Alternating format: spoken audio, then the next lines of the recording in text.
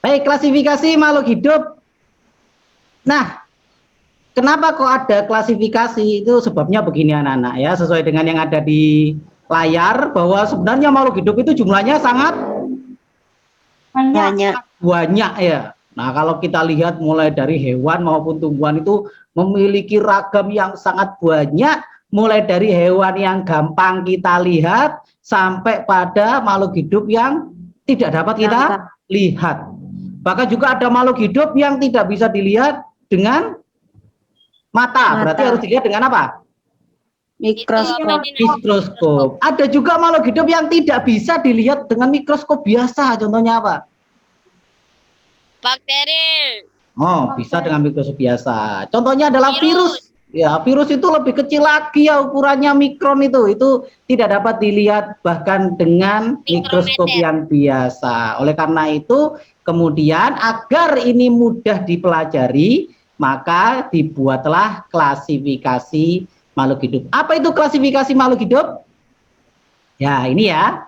Adalah suatu sistem penggolongan yang dibuat untuk memudahkan manusia untuk mempelajari atau mengenali makhluk hidup. Jadi dengan adanya klasifikasi ini kita bisa kenal nih, oh ini berarti adalah golongannya ini, makhluk hidup ini golongannya ini, sehingga dengan adanya klasifikasi ini anak-anak, maka makhluk hidup akan mudah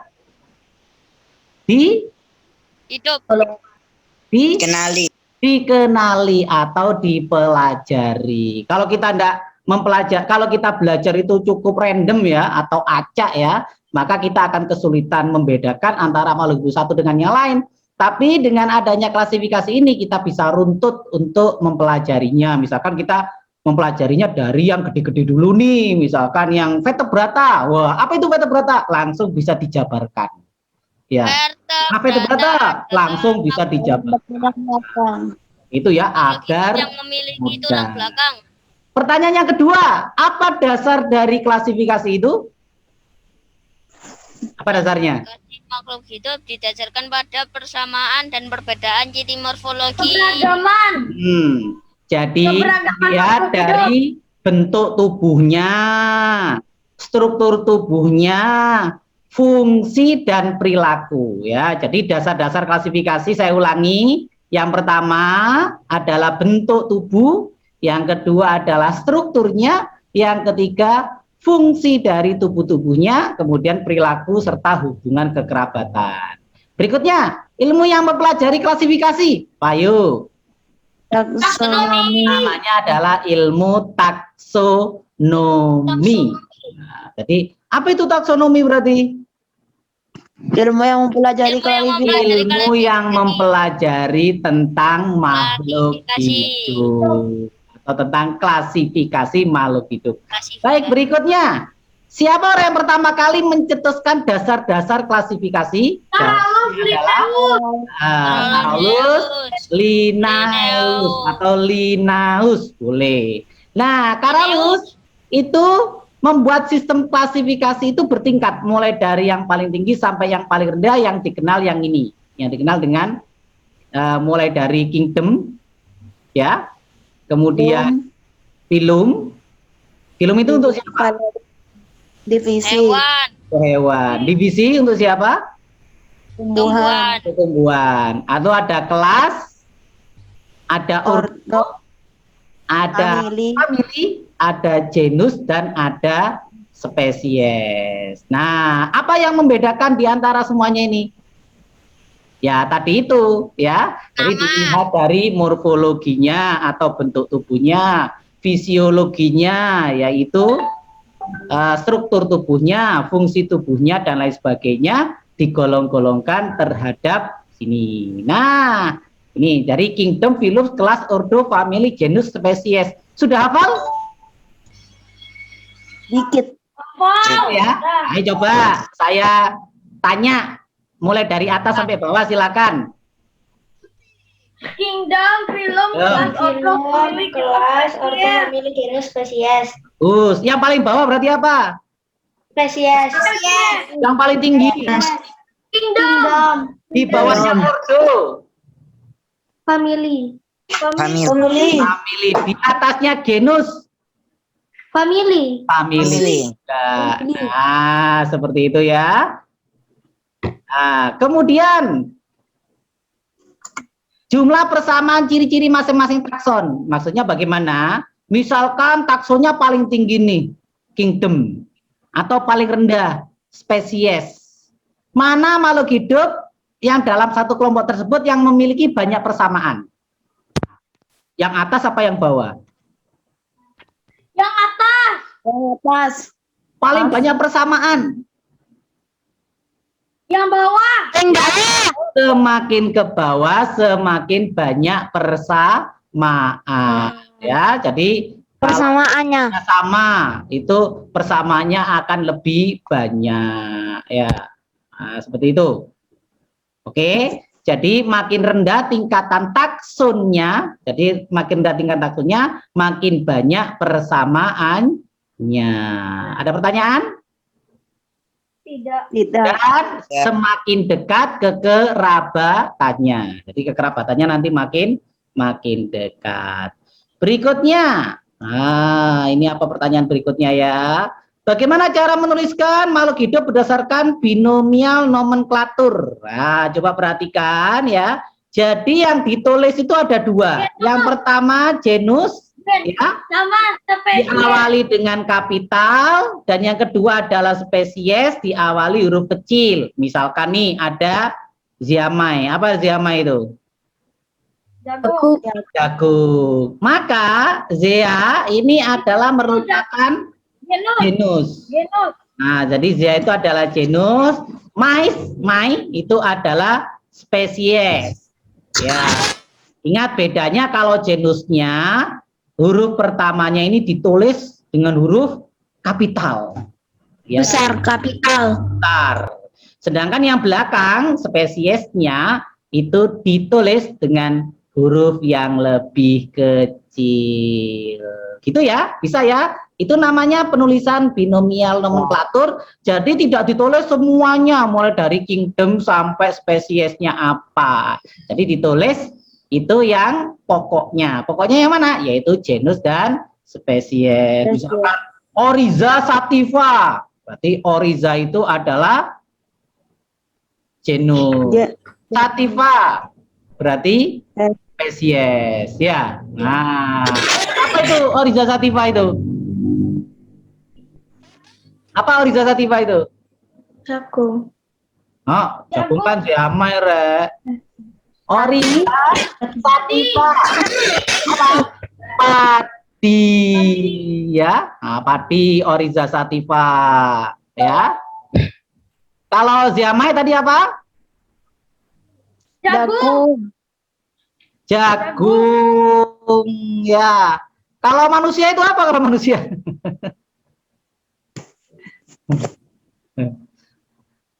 Oke, kalau ini apa ya enaknya kalau hewan ya?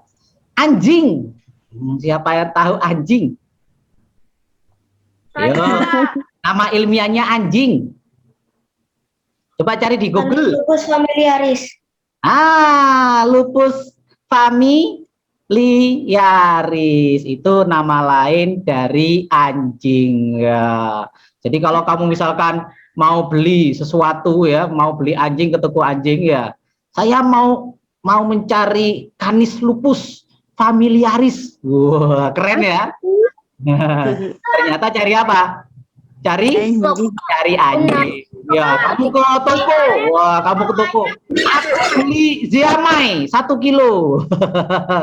Wah, nanti penjualnya bingung, apa itu ziamai? Wah, itu jagung. Jagung adalah ziamai. Pak, kalau saya cuma tahu ayam, Pak. Ayam? Iya. Apa nama ilmiah ayam? Galus domesticus. Galus. Ya, galus. Ya, galus itu nama lainnya ayam. Kalau ayamnya ayam lokal, berarti galus domesticus. Nah, itu ayam lokal. Tahu ayam lokal ya? Ya, ayam yang Jawa itu, ayam yang kecil, enggak besar-besar. Oke, kita lanjut. Itu cara penulisan binomial nomenklatur. Kita lanjutkan. Lanjut. Nah, iya. Ini adalah penggolongan yang didasarkan pada penggolongan klasifikasi modern. Jadi klasifikasi modern itu dicetuskan oleh namanya Robert H. Whittaker atau Robert H. Whittaker. Ya, dia membuat penggolongan kingdom sejumlah berapa kingdom? 5. 5 kingdom. Nah, ini mulai modern. Ya, penggolongan 5 kingdom. Silakan dihafalkan dulu, bentar lagi saya tanya. Sudah hafal? Udah. Udah ya? Udah. Udah? Oke, coba saya tanya, apa saja? Monera, Pratista, Fungi, Plantae, dan Animalia. Ya, oke.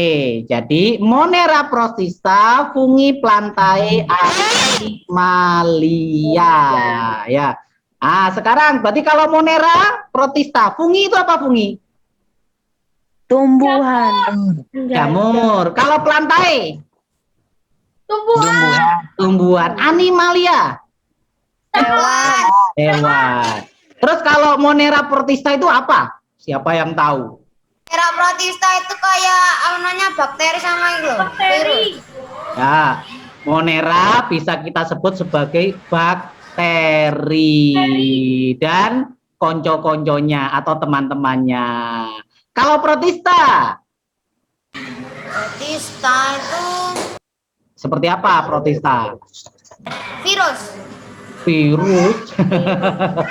Virus nanti digolongkan terhadap Itu kingdom yang lain. Kangkang. Ya. Contohnya adalah Paramecium, Plasmodium, itu adalah Protista. Ya, lebih kompleks mana antara Monera sama Protista? Protista. Protista. Ya, geraknya lebih cepat mana Monera sama Protista? Protista. Protista, ya. Protista sudah punya silia, ya, sudah punya rambut getar, ya. Jadi bisa kemana-mana dengan lebih bebas. Mana yang lebih kecil, Monera apa Protista? Monera. Yang lebih kecil adalah Monera. Oke. Selain yang saya sebutkan, coba apalagi bedanya Monera sama Protista? Siapa yang tahu? Yang paling mendasar nih, yang paling mendasar. Mungkin pernah baca? Kalau Monera itu dia itu prokariotik, satu-satunya kingdom prokariotik. Kalau Protista itu Apa itu eukariotik dan prokariotik itu? Hah?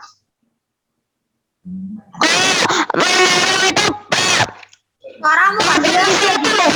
Bersel tunggal. Suaramu gak jelas. Iya, Zardi suaranya enggak jelas ya.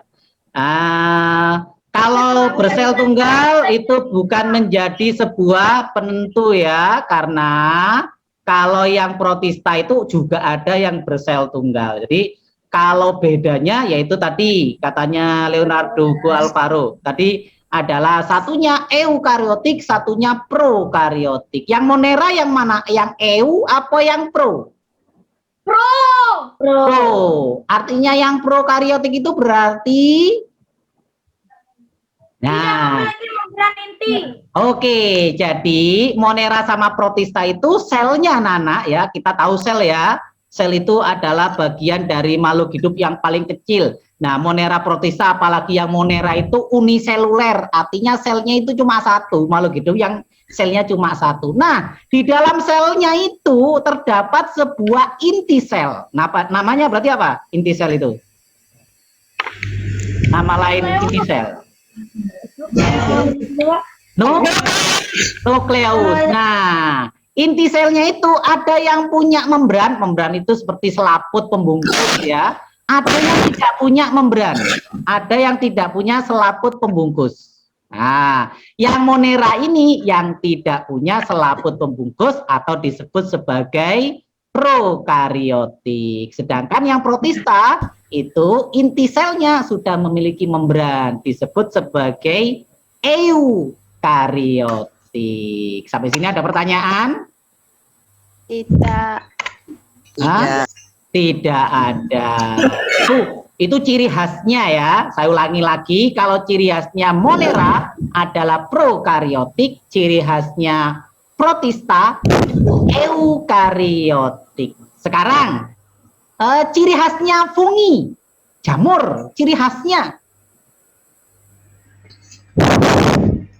Ya, siapa yang tahu?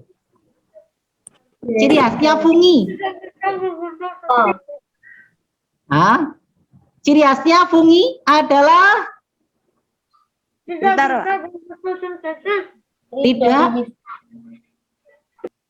punya klorofil. tidak punya klorofil, betul sekali. Jadi kalau fungi itu tidak mampu membuat makanan sendiri atau disebut sebagai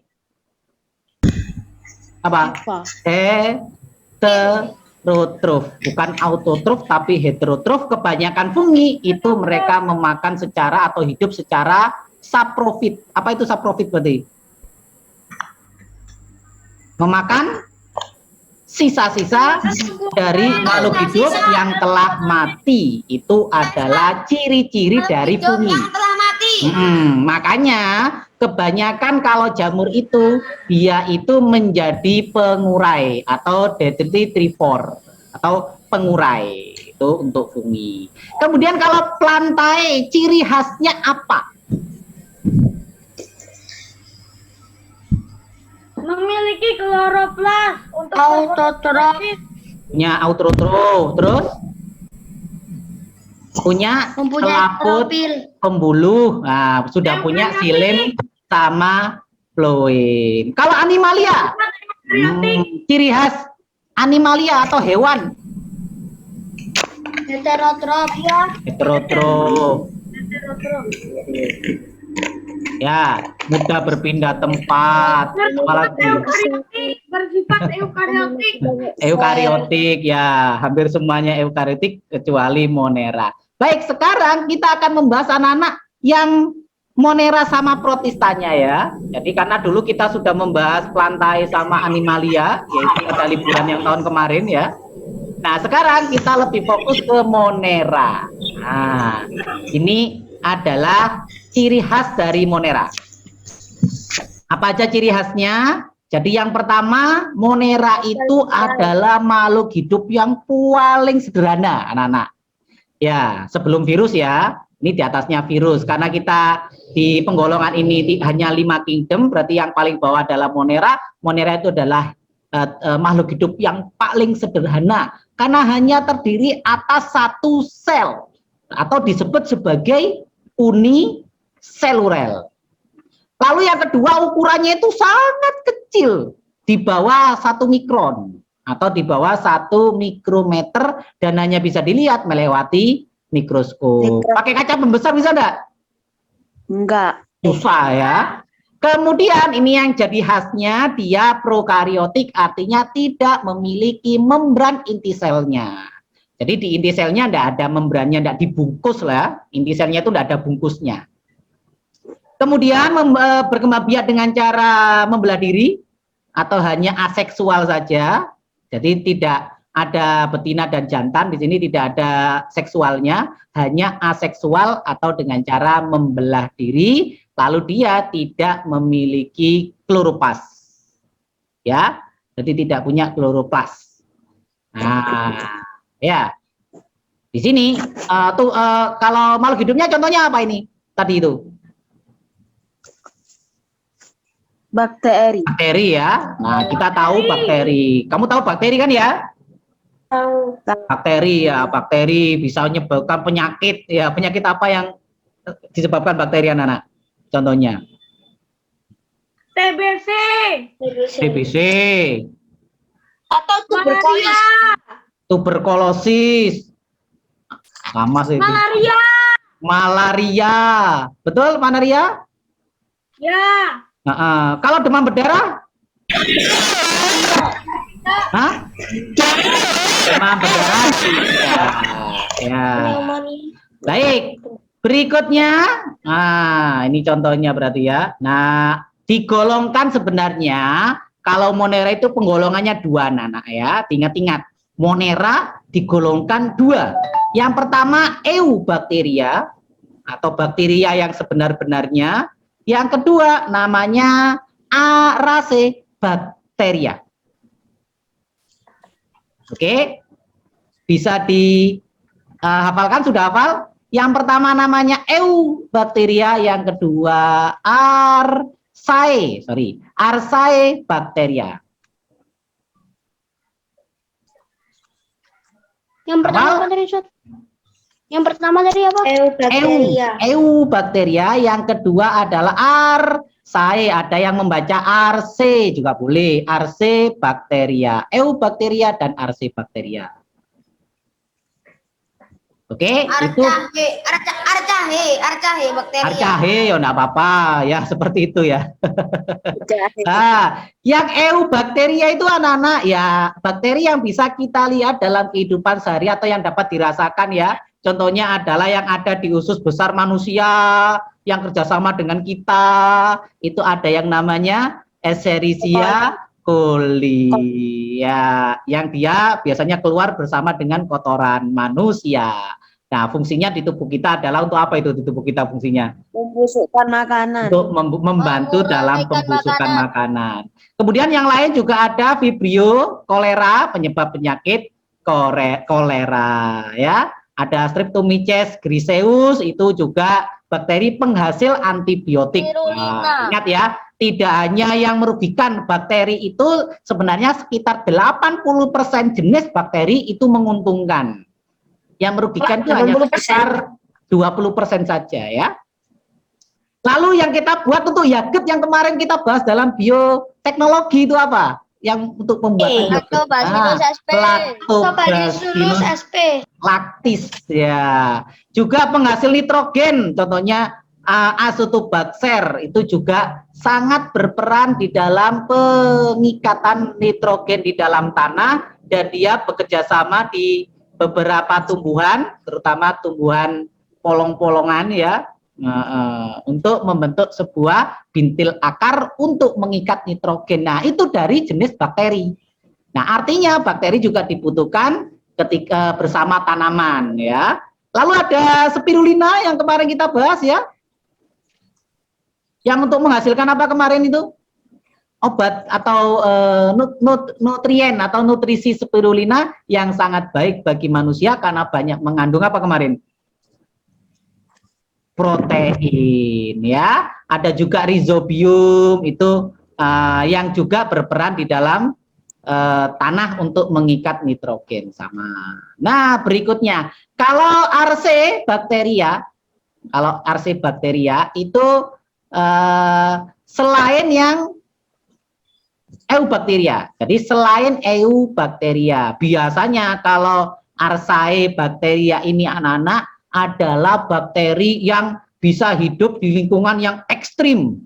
Tahu lingkungan yang ekstrim? Artinya ekstrim sangat ya. Sangat panas contohnya.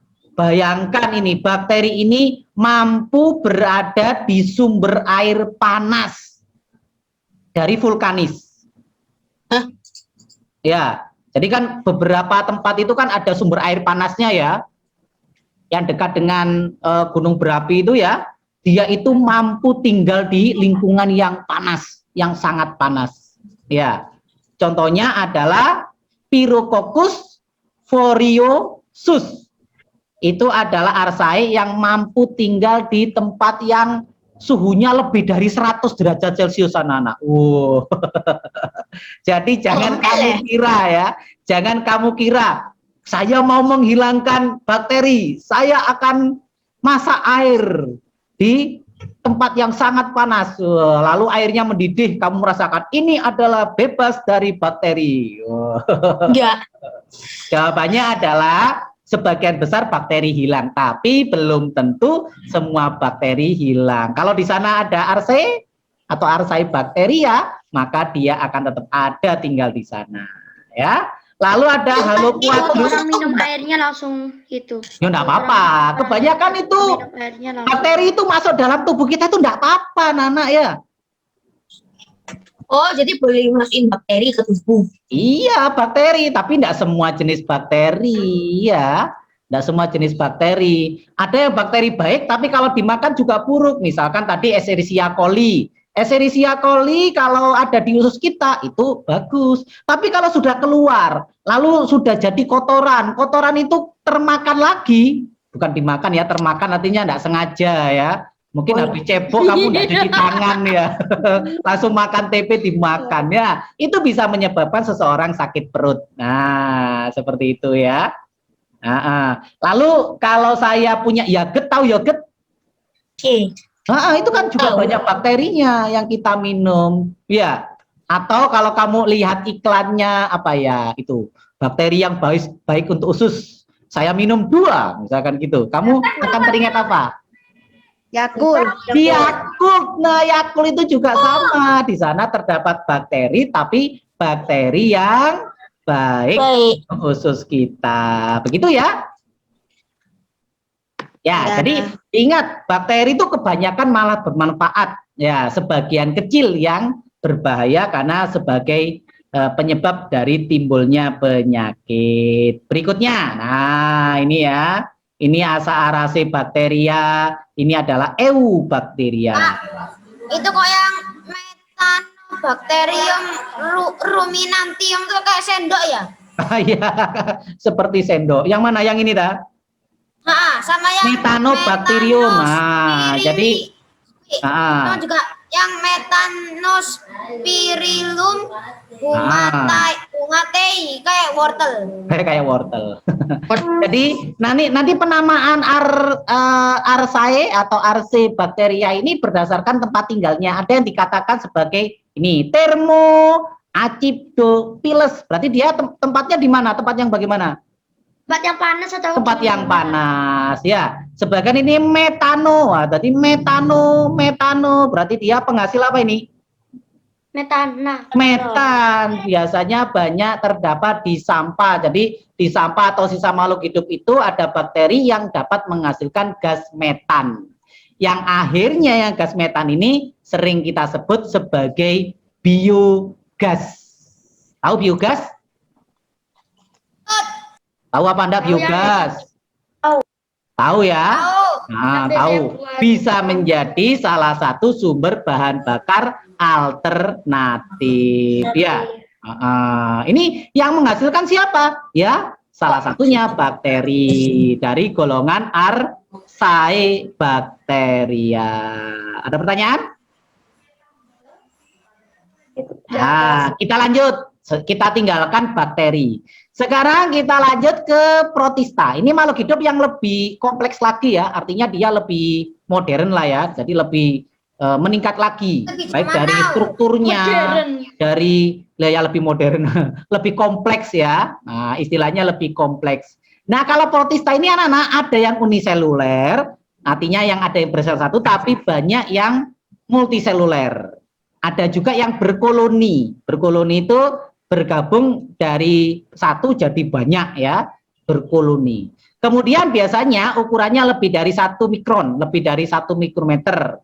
Nah, kemudian dia eukariotik ya, eukariotik berarti dia membran inti selnya itu sudah memiliki bungkus, sudah punya membran, itu namanya eukariotik. Lalu dia sudah bisa berkembang biak dengan 2 macam, yaitu membelah diri atau aseksual dan seksual dengan melakukan konjungsi. Kemudian dia ada beberapa yang sudah memiliki kloroplas. Berarti artinya protista ini apa? Beda dengan monera ya. Jadi sudah dapat atau mampu berfotosintesis. Seperti itu. Ada pertanyaan? Tidak. Tidak. Loh Pak, kalau yang monera ini, yang monera, ada enggak monera yang dapat berfotosintesis? Tidak. Hah? Tadi dia tidak punya anu loh ya, tidak punya apa? Tidak punya kloroplas. Oh, bisa tapi nggak punya kloroplas. Nah, ya bisa apa enggak Monera itu Bisa. berfotosintesis? Jawabannya bisa. Walaupun tidak menggunakan klorofil, tapi dia menggunakan zat warna atau semacam klorofil. Jadi bukan klorofil tapi semacam klorofil. Ya, oke, kita lanjutkan protista. Nah, protista itu digolongkan atas 3 Nana, ya. Kalau tadi Monera kan 2 ya. Kalau protista 3. Jadi yang pertama protista mirip hewan, jadi namanya protozoa. Yang kedua protista mirip tumbuhan, disebut sebagai alga atau ganggang. Dan yang ketiga protista mirip jamur, atau disebut jamur protista. Sampai sini ada yang tanya? Tidak. Tidak ada. Nah, ini ya. Kalau yang protozoa atau protista mirip hewan itu bersel satu, alat geraknya itu ya, atau disebut protozoa ini ya. Alat geraknya itu bisa jadi kaki semu atau pseudopodia, lalu bulu getar atau silia, dan bulu cambuk atau namanya flagellum atau flagella. Nah, jadi sudah punya alat gerak yang lebih modern ya, atau lebih kompleks. Nah, tapi umumnya tidak membuat makanannya sendiri atau heterotrof, makanya dia disebut sebagai protista yang mirip dengan hewan. Ya, karena mirip-mirip hewan ya, sudah punya alat gerak, bersel satu, dan dia itu heterotrof. Ada pertanyaan? Tidak. Tidak ada. Berikutnya seperti ini contohnya ini ya. Ini protozoa. Oh, protozoanya buahnya itu Rhizopoda, Ciliata, Flagellata, Sporozia, Amoeba, Paramecium, Euglena. Itu nanti ditentukan oleh bentuk dan alat geraknya. Misalkan Ciliata berarti bergerak dengan silia. Flagellata berarti bergerak dengan flagella. Ada Euglena. Euglena itu bergerak dengan rambut getar atau namanya juga dengan flagella ya. Paramecium juga bergerak dengan silia ya. Berikutnya adalah protista yang mirip tumbuhan. Nah, protista yang mirip tumbuhan itu disebut sebagai alga atau ganggang, anak-anak ya. Nah, tubuhnya itu berupa talus. Jadi bukan batang asli, tapi disebut sebagai talus. Antara akar, batang, daun itu tidak dapat dibedakan. Ya, beda dengan tumbuhan. Tumbuhan akar, batang, daun kelihatan. Tapi kalau alga itu antara akar, batang, dan daun itu susah dibedakan. Lalu juga dapat bereproduksi dengan aseksual dan seksual. Habitatnya biasanya di tempat yang lembab atau di air atau menempel di hewan yang lain atau disebut epifit. Dan dapat berfotosintesis. Nah, karena dapat berfotosintesis inilah dia lebih sering disebut protista mirip dengan tumbuhan. Any question? No. Oh. No. Ah, ini nanti berdasarkan apa penggolongannya? Berdasarkan bisa jadi warnanya. Jadi berdasarkan warnanya ya. Kalau merah namanya rhodophyta, kalau hijau namanya chlorophyta ya. Kangkang ini ya Pak. Oke, ada pertanyaan? Tidak ada. Tidak. Kita lanjutkan yang ketiga adalah protista yang mirip jamur ya. Jadi umumnya dia itu adalah parasit ataupun saprofit. Saprofit itu berarti kalau parasit adalah mengambil makanan dari makhluk hidup lain. Kalau saprofit adalah mengambil makanan dari sisa-sisa makhluk hidup yang lain. Nah, dan juga bersifat fagositik atau memakan ya, memakan yang lainnya. Seperti itu contohnya. Oke, jadi protista itu ada 3, pembagiannya menjadi 3, yaitu protista yang mirip hewan namanya adalah protozoa. Yang kedua, protista yang mirip tumbuhan. Siapa? Alga atau ganggang. Ganggang atau alga. Dan protista yang mirip dengan jamur. Oke. Berarti selesai untuk Monera dan protista. Ada pertanyaan sampai sini, ayo? Tidak ada. Tidak ada, yakin? Yakin. Yakin 100%. Yakin. Nah, coba kita coba. Silakan yang mau presentasi atau mau menjawab langsung. Nah, coba siapa yang mau menjelaskan apa bedanya Monera dan Protista? Yo, Tidak ikut-ikutan. silakan angkat tangan. Saya.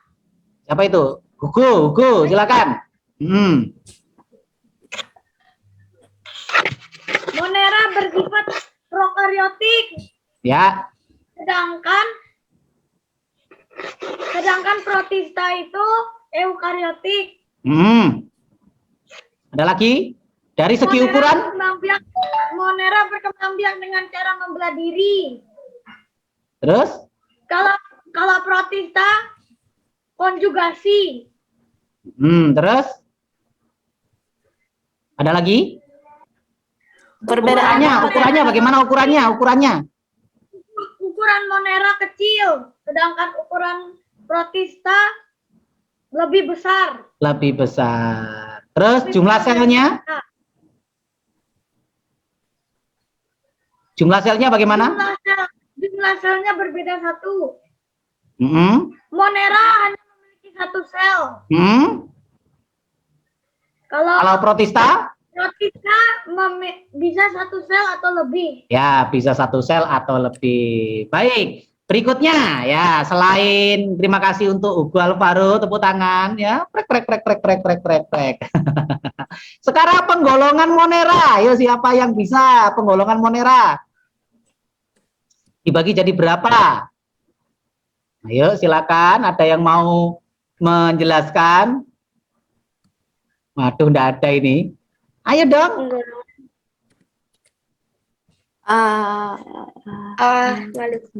Ayo Monera tadi dibagi jadi berapa? Dua. Oke, apa aja? Eubacteria dan Archaebacteria. Eubacteria dan Archaebacteria. Yang termasuk bakteri sesungguhnya, misalkan bakteri yang dipakai pada fermentasi yogurt, berarti termasuk yang mana? Eubacteria atau Archaebacteria? Archaebacteria. Oh, masa? Eubacteria.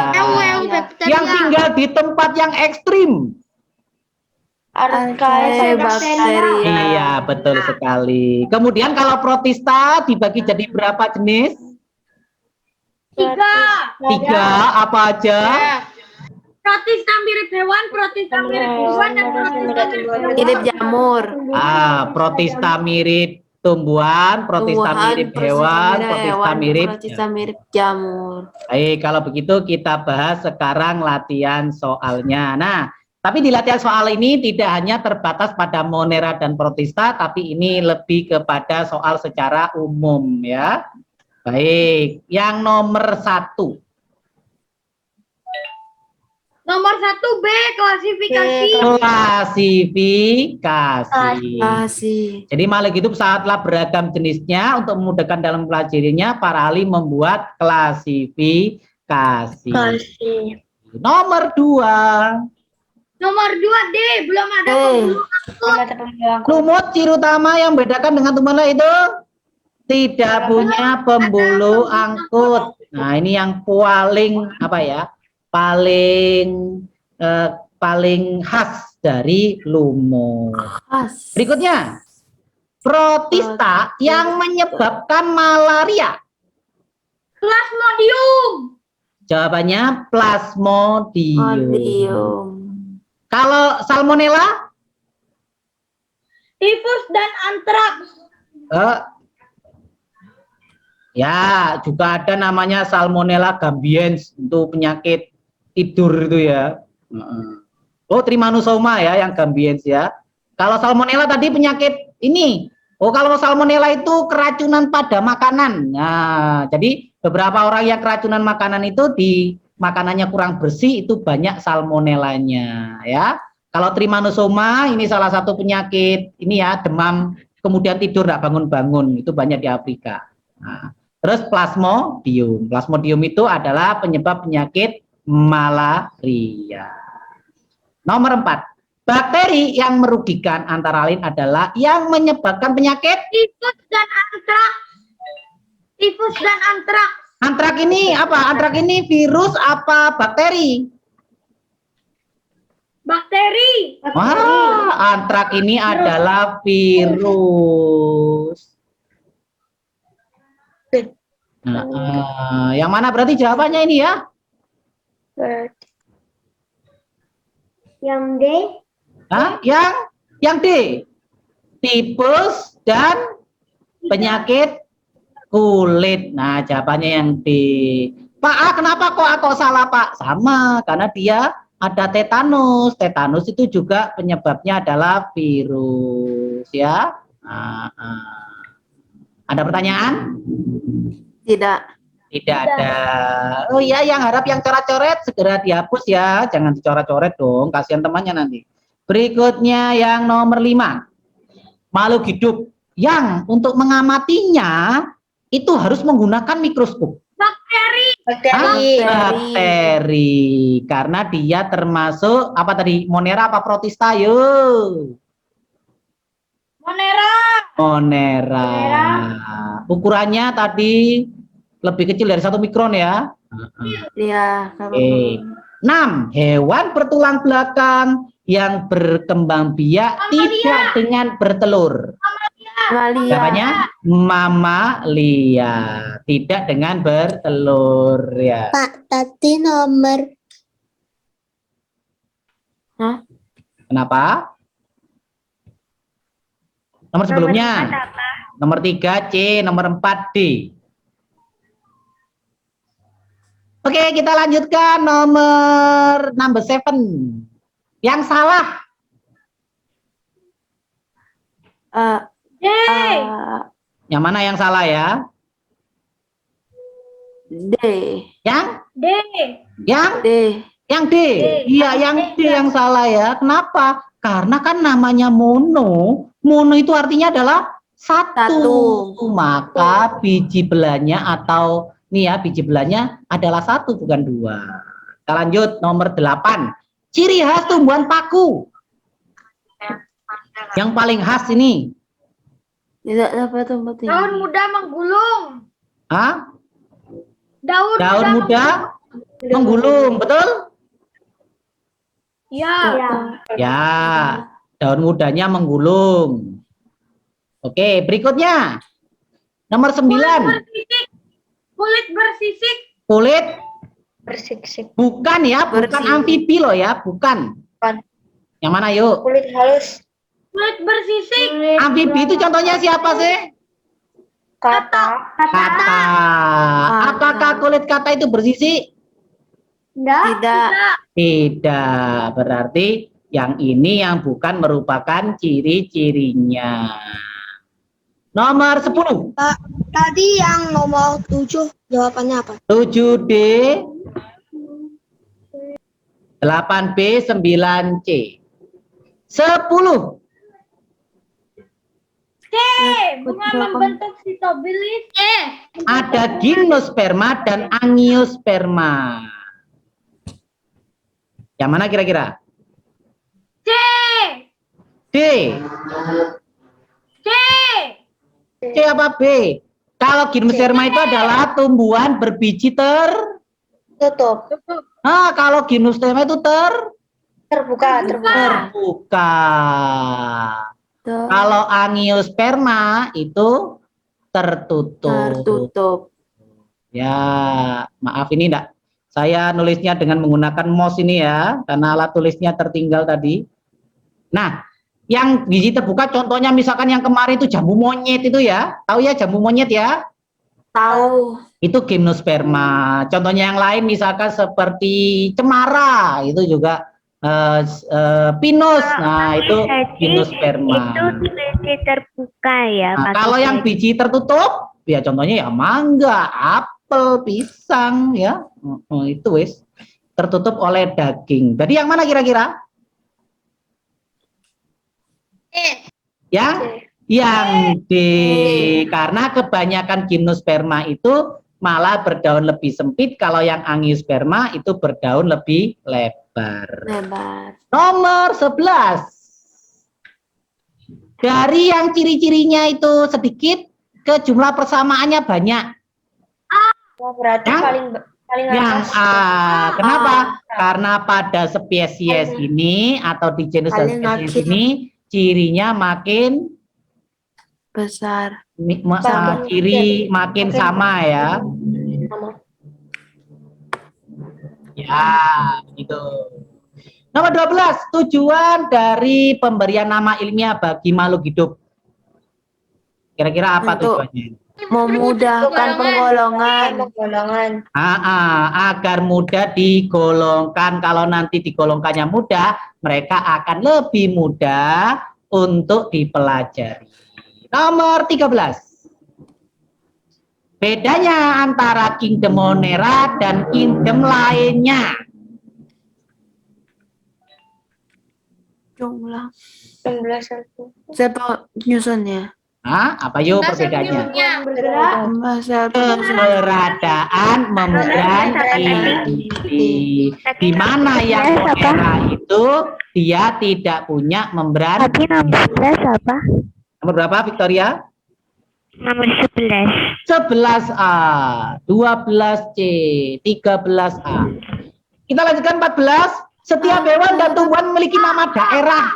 Guna menghindari kekeliruan, para ahli bersepakat untuk memberikan nama ilmiah. 16. Siapa yuk? 5 kingdom. 5 kingdom. Loh, kok A? Bukan A. Hah? Yang 5 kingdom adalah Robert ya, Robert H. Whittaker. Ya, nomor 16. Nah, ini harus hati-hati nih. Jika kamu seorang ahli klasifikasi, wow, berarti kamu ahli klasifikasi ya. Dan menentukan organisme yang memiliki ciri-ciri termasuk organisme multiseluler. Tidak dapat berfotosintesis. Memperoleh makanan dengan menyerapnya dari lingkungan, berarti saprofit dia itu. Terdiri dari sel eukariotik. Berarti sudah tinggi, berarti bukan Monera ini ya. Dan memiliki dinding sel. Fungi. Nah, kalau punya dinding sel berarti dia punya selulosa. Ya. Nah, yang mana kira-kira? Ya? Yang fungi. Ya. Oke. Ada pertanyaan? Tapi Berikutnya. nomor 12C. Nomor 17. Tingkat takson hewan yang terbesar. Tadi nomor 12 apa? Pilum. Ya. Oh ya, agar tidak tertinggal, perhatikan baik-baik ya. Agar kita tidak mengulang-ulang lagi. Nomor 12C, 13A, 14A, 15C, 16D, 17A. Ya, diperhatikan baik-baik agar kita tidak mengulang lagi. 18. Di dalam sistem klasifikasi, Solanum tuberosum, Solanum lycopersicum termasuk dalam satu takson, yaitu tingkat Genus. Kenapa kok kamu tahu tingkat genus? Solanum.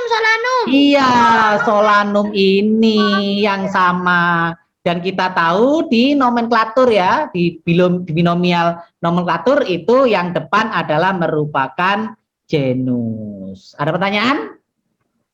Tidak. Tidak ada. Kita lanjut nomor 19. Nomor 10. Pak, yang nomor 10 itu Nah, kan harusnya C. kalau nomor 10 lagi kembali lagi. Nanti wes diberi PDF-nya ya. Nah, jangan takut. Bukan, harusnya kan itu C, Pak. Oh, ada yang protes. 10-nya kenapa? Harusnya kan bukannya C ya? C, Genus Kerman bentuk Strobilus loh, bener. Benar dong. Iya, kan ini yang tanyakan adalah perbedaan yang ya. Oh iya. Oh iya. Perbedaan kan, Mister? Ya Yang juga. C. Iya, yang C ya. Oke, ya bener yang C. Ini yang C. Ini yang C nih. Oke. Karena kalau berdaun lebar belum tentu ya, karena gimnosperma juga ada yang berdaun lebar ya. Mungkin yang paling benar yang C ya. Oke, ada lagi mungkin yang mau protes? Atau mau koreksi? Tidak ada. Oke, tidak ada. Kita lanjutkan nomor berapa ini? 20. 19, Mister. Belum, 19 belum. Oh, 19 ya, 19. Tanaman kacang kapri, tahu kacang kapri ya? Tahu. Tahu. Bentuknya mungkin seperti ini ya, kacang kapri itu ya. Nah Saya seperti ini. Google nanti. Ya, jadi termasuk polong-polongan. Nah, termasuk satu famili dengan apa kira-kira? Berarti cari yang bentuknya juga seperti ini. Kedelai. Soyamak ya atau kedelai. Ada pertanyaan? Tidak.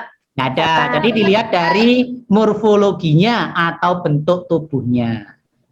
Number 12. Kata indika dari Mangifera indica termasuk petunjuk atau apa? Petunjuk apanya? Nanya petunjuk? Spesies. Karena dia ada di belakang dan diawali dengan apa? Diawali dengan huruf kecil. 21. Yang bukan merupakan perbedaan antara dikotil dan monokotil. Susun. Oh, yang bukan. Sifat haploid sel kelaminnya. Kenapa? Karena dua-duanya sifatnya adalah haploid. Sehingga dia mampu dikembangbiakkan untuk keturunan berikutnya. Oke, ada pertanyaan? Enggak. Haploid itu Kalau akarnya misalkan ya, kalau monokotil kan akarnya kan apa ayo? Serabut. Serabut. Kalau dikotil? arti haploid itu apa? Hah? Artinya haploid. Arti haploid kemarin sudah ya? Enggak tahu. Jadi kromosom kelaminnya itu adalah satu, itu yang namanya adalah diploid.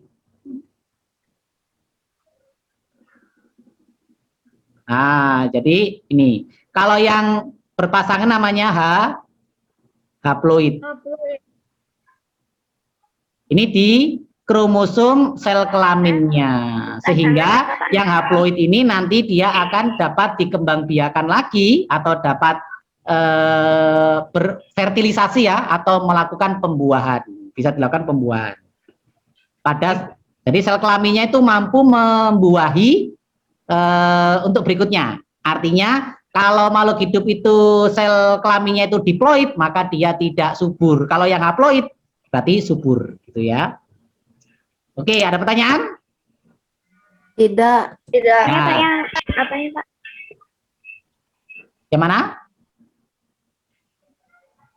Oke, lanjut. 22.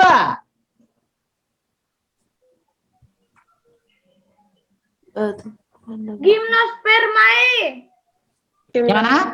Ini ada strobilusnya ya. Strobilusnya berarti namanya gimnosperma. Karena akar tunggal bercabang ya, sudah ada ya yang namanya gimnosperma atau tumbuhan berbiji terbuka. Nomor 23. Ini bisa dilihat dari namanya ya. Cari yang hampir mirip. Yang E. Yang E, betul? Iya. Jangan lihat yang belakangnya yang sama. Yang enak yang genusnya yang sama dulu. Pilih janji terus maksimal. Ya, yang A. Karena sama-sama dari golongan citrus. Terus.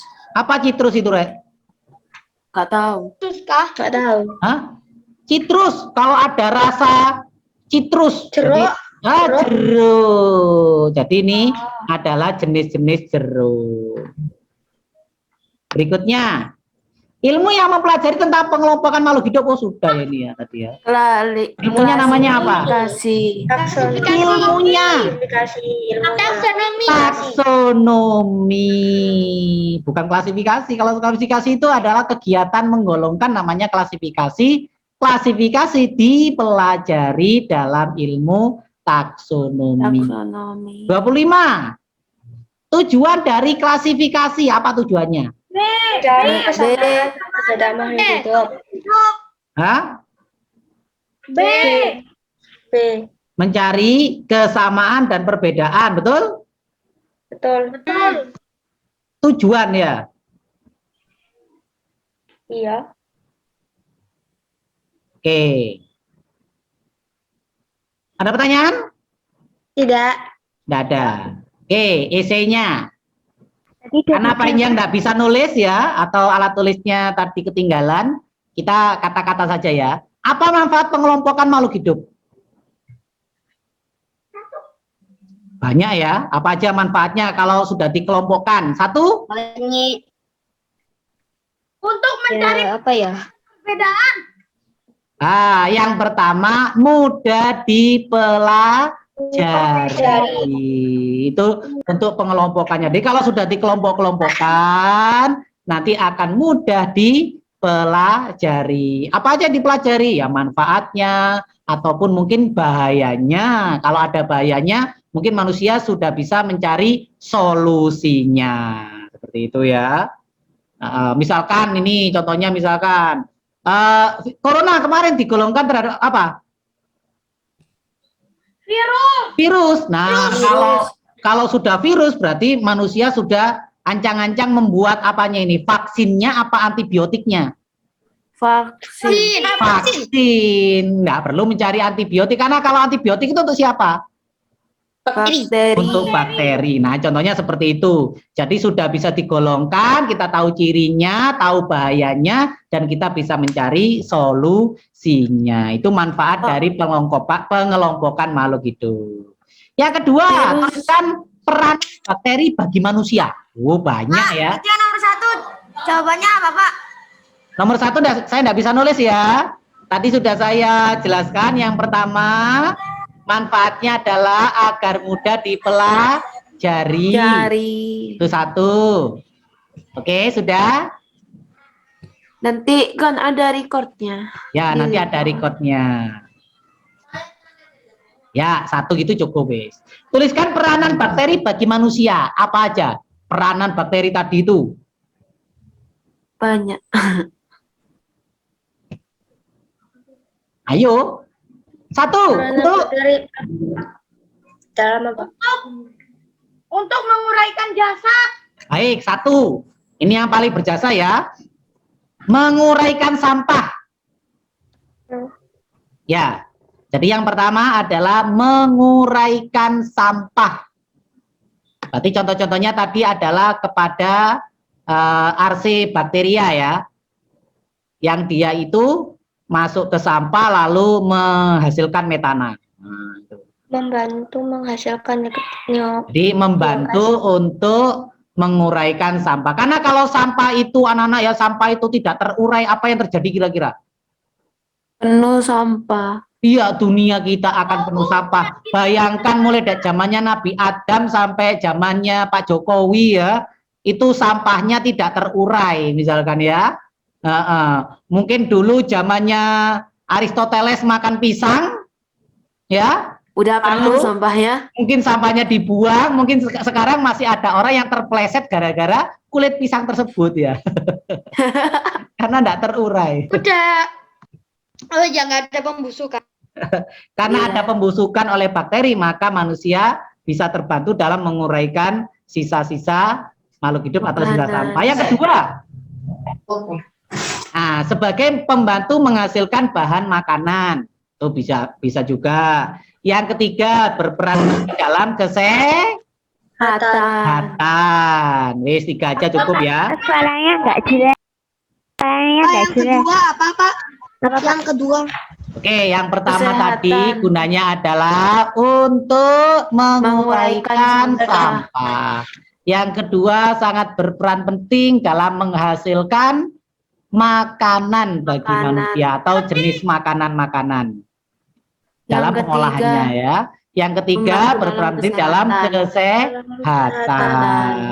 Selain itu juga ada berperan penting dalam pertanian misalkan. Pertanian. Baik, yang nomor 3.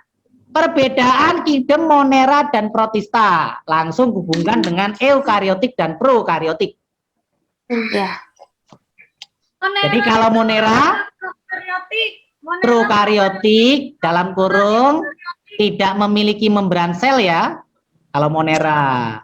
Kalau protista, nah termasuk eukariotik atau memiliki membran sel. Yang lain nanti bisa ditulis lagi ya. Misalkan perbedaan ukuran monera lebih kecil, protista lebih besar, seperti itu ya. Bapak. Monera itu uniseluler, kalau protista ada yang uniseluler atau multiseluler. Kalau monera tidak memiliki klorofil, kalau protista memiliki klorofil. Memiliki klorofil. Oke, berikutnya nomor, nah ini sudah saya berikan catatannya ya, di sini sudah ada. Nanti tinggal dilihat di PDF-nya. Ya. Nomor 4, ciri-ciri tumbuhan paku. Ayo, apa yuk ciri-ciri tumbuhan paku? Berkembang biak dengan spora. Berkembang biak dengan spora, betul? Betul. Dia berkembang biak dengan dua loh ya. Ada yang seksual, ada aseksual. Yang aseksual adalah dengan apa tadi? Dengan spora, tapi dia juga bisa bergeneratif atau mengalami perkembangbiakan seksual. Ya, dia menghasilkan gamet. Nah, ya. Gamet. Nah, ya ini ciri-cirinya. Oh, banyak ya. Ya, jadi kalau paku itu tumbuhannya itu saprofit atau epifit. Oke? Lalu yang khas lagi adalah akar-akarnya berupa rizoid. Tuh. Banyak wis ya. Nih. Lanjut, sebutkan 3 ciri serangga. Nama lain serangga itu apa ya? Serangga itu nama lainnya adalah insekta. Kakinya dulu, ada berapa pasang kakinya? 8. Kakinya 6 apa 8? 3 pasang. 3 pasang atau 6. Ya. Lalu antenanya ada berapa? 2 pasang. Ya. Tubuhnya berbuku-buku apa enggak? Ya. Ya, bersegmen. Berapa segmen? 3 segmen, ya, 3 bagian. Matanya punya mata apa? Majemuk. Majemuk, ya. Ini adalah ciri-ciri dari serangga. Jadi sudah dibagi 3, kepala, dada, dan perut. Dadanya ada 3 segmen, perutnya ada 6 sampai 11 segmen. Punya 3 pasang kaki, 2 atau 3 pasang sayap, 1 pasang antena. Lalu punya mata majemuk dan punya 3 oseli. Oseli itu apa ya? Bintil mata ya. Lalu serangga bernafas dengan trakea. Lanjut nomor 6. Jelaskan pengertian hewan berdarah dingin dan beri contohnya. Berdarah dingin. Pak, ciri tumbuhan paku yang tadi mana ya? Tubuhnya seperti dengan suhu tubuh. Jelaskan pengertian hewan berdarah dingin dan beri contohnya. Apa itu hewan berdarah dingin? Ini itu hewan yang suhu tubuhnya Apa itu memerlukan amat sulit. Iya, jadi hewan berdarah dingin adalah hewan yang suhu tubuhnya mengikuti suhu tubuh dari lingkungan. Jadi kalau lingkungannya dingin, suhu tubuhnya ikut dingin. Kalau suhunya panas, ya lingkungannya panas, ya ikut panas. Contohnya siapa? Ikan. Amfibi. Reptil. Ular. Ya, berarti ular itu berarti golongannya reptil. Oke, itu contoh-contohnya ya. Berikutnya, tuliskan perbedaan pergiliran keturunan antara lumut dan paku. Ini tadi yang kita sampaikan ya. Jadi lumut dan paku itu mengalami pergiliran keturunan, atau dia itu terkadang membentuk spora, kadang membentuk gamet yang terjadi secara bergantian. Nah, perbedaannya ini ya. Mana perbedaannya ya? Ini. Ya. Oh, tadi ini nanti ini ada ini anak-anak. Nah, ini kalau lumut ini. Oke, nanti bisa dilihat di Google wis ya. Nah, kita lanjutkan dulu. Apa yang dimaksud dengan tumbuhan berbiji tertutup? Tumbuhan yang bijinya terdapat Tumbuhan di itu dalam bijinya bakal di dalam Ya, jadi tumbuhan yang bijinya tertutup oleh daging bakal buah. buah. Ya, jadi bijinya di dalam buah. Itu namanya tumbuhan berbiji tertutup. Ini angiosperma apa gimnosperma berbiji tertutup ini? Angiosperma ya. Mohon maaf, hanya tidak bisa coret-coret di sini ya. Nah, jadi nanti dicoret sendiri. Berikutnya, oh ini tadi sudah. Jelaskan urutan pergiliran keturunan pada lumut dengan menggunakan skema. Nah, ini jawabannya langsung aja ya, karena waktunya hampir habis lainnya. Nah, jadi ini anak-anak. Jadi, ya, ini makhluk hidupnya namanya siapa? Lumut. Lumut itu misalkan ya berkembang biak dari spora, berarti yang vegetatif atau yang aseksual. Nanti spora akan jadi yang namanya protonema atau calon lumut, lalu menjadi lumut.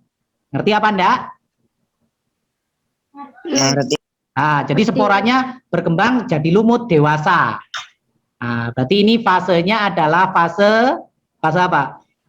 Perkembangan dari spora ya. Lalu lumut itu akan membentuk archegonium dan antheridium yang nanti masing-masing akan menghasilkan sel telur dan spermatozoid, akhirnya menjadi zigot.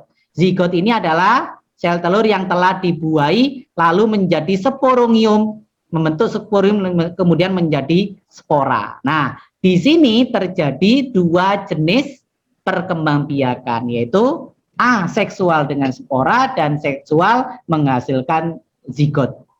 Ada pertanyaan? Tidak ada. Ini disebut sebagai pergiliran keturunan. Jadi lumut berkembang biak dengan cara apa? Tidak hanya dengan spora ya, tapi juga dengan melakukan perkawinan atau generatif, menghasilkan sel telur dan spermatozoid. Oke anak-anak, sampai sini ada pertanyaan?